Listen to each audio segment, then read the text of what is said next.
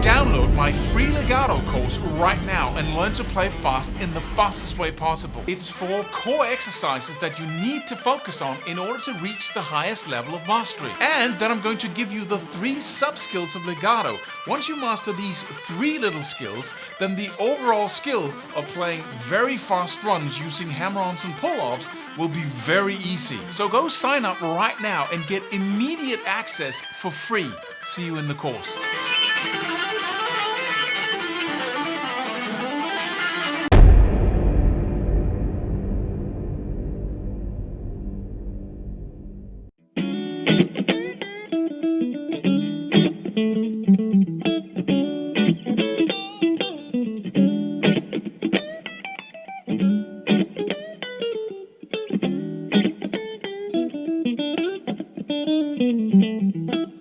Hi, I was just practicing here actually. This is a cool exercise, and it doesn't have to sound like this in order for it to be effective. Actually, when I started out doing this exercise, it sounded very differently because this is really rhythm skills and not so much the notes I'm playing. And the cool thing is that you have to keep the tempo, you have to play the chord, and you have to play the licks in between, or the little lines in between. You have to improvise as you play and keep control of all these elements. And the reason why it's a cool exercise is because it forces you to not go any higher than you can actually go. Because the whole limit here is when you start losing control. And so let me just play the same thing, but let me start at a level where most people can follow. The first thing you do is just to pick a chord and a scale. In this case, I was using the E minor pentatonic, or E blues scale, and then I'm playing an E major dominant 7th, E 7th with the 9th on it. But it could also be just an E7, dominant 7. And then I decide on, you have to have control over a scale pattern that is pretty close to the chord that you're playing. But that's it. And then I have this beat here. And the whole point here is to keep your hand moving at all times. And it can move in 2 levels. It can move on the rhythm guitar, playing a chord where you strum all the strings.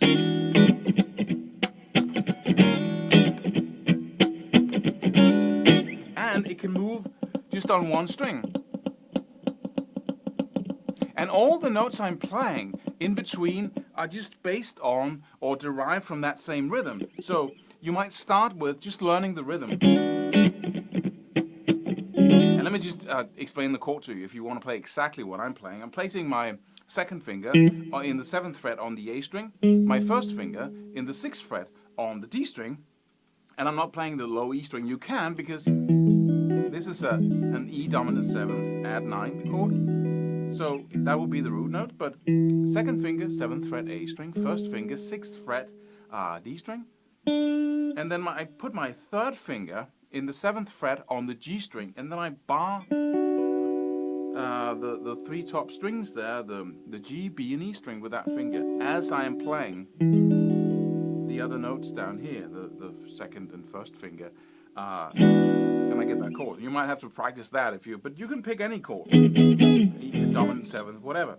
But so, and I start that, I take the chord and I slide it up to the 7th fret, so I hit it.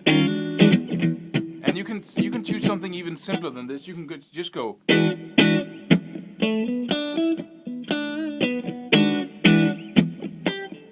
But I'm just going with this funky little beat here. Right?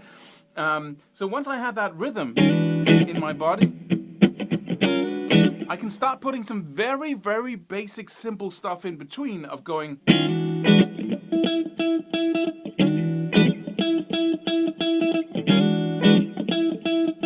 And I can.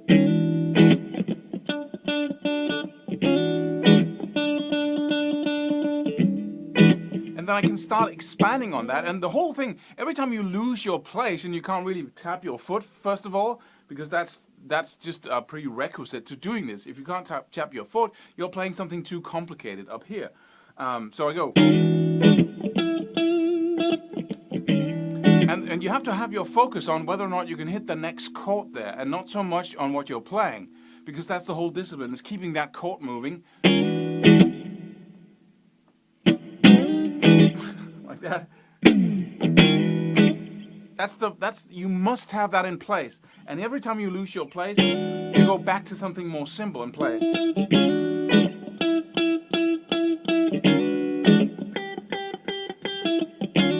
And then you can start using multiple notes, but still simple rhythm, so you can keep your place as you tap your foot.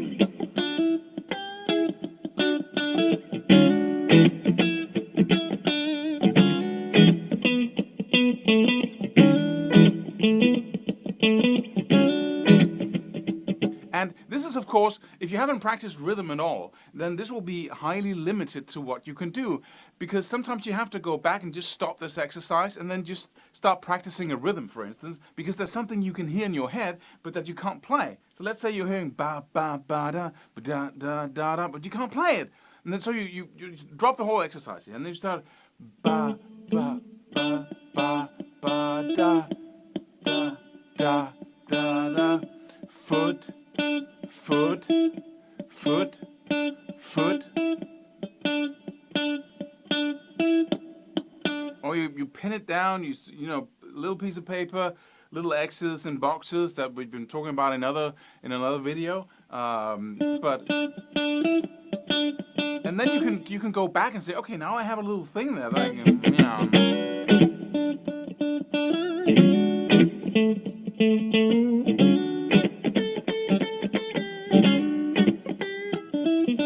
And then you can start building complexity. And you can do this every day and just keep building.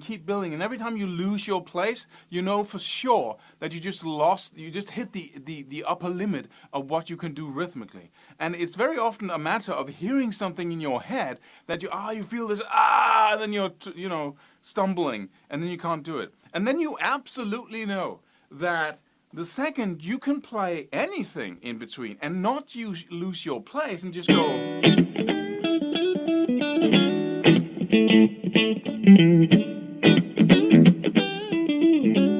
That's when you have total control over what you're doing. And you can do other stuff like you can have a blues thing going in the background, like, and then have your foot, just that, and then tapping your foot. That's the first level. And then you start simply just maybe just playing on that foot going down, because that's the easiest level.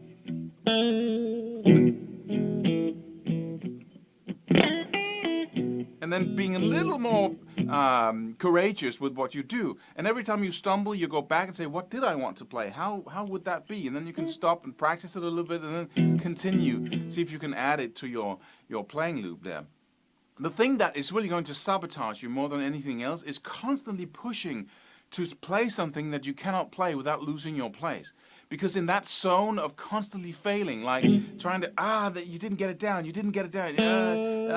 you try again. And then, so you're constantly just in that zone of not learning, of doing something that the brain cannot use for learning at all, because you're doing what you don't want to do. So stay within that zone where you can do it right, and then try to build on that. So if all you can do is just play on that foot going down, then try to play also on the foot going up. That's the next level, right? So you go down, down, down, right? My foot went up there, and then